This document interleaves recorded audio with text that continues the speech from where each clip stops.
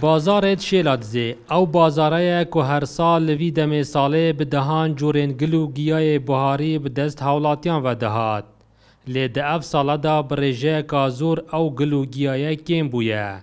حولاتی جی بو چندین اگران دزورینن به تایبتی جبر بردمانا سپای ترکیا. ده اف ساله گوی ما یلا یکیمه و نشندب کمیجی نبرخی نبچیوی.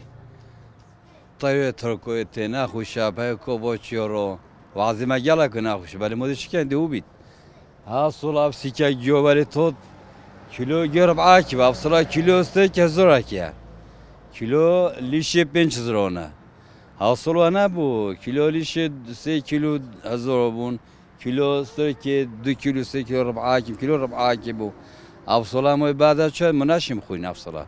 طيراج قصرت يعني وبفيريج ياديو فرزنو تركيج أوش قصرت يعني أبي شوية ما كاس نبشتي كراجوي ودوش برونجي نهاتن ورمضان أجي وش زي بهور ياش رمضان أجي بشيء علم نشتي يكيما. دوی بازاری دا بتنه چنجورین گلو گیای هنه. مترسیا چیاین ویدوره بویا صدم او نشین روزانه قصد وان جایان بکن. تقوما منطقه که عزله و یا به شولاجی چه جهنی جان بفهمشین. آن بخدانی مومو. نشین نه پوچین نه جب نه روز نه روشاوا نه روشالات. پیمانسا شوری غیری. و حال خلقی فقیر جوی ویدای به شول.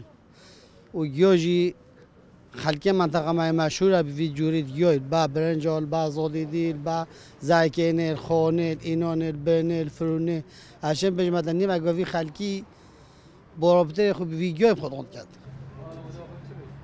جیانا بشکازور یا حالاتیان لسر اینانا وی گلو گیای بهاریه داکو بشین داهاته کی ابدس خوب بینن.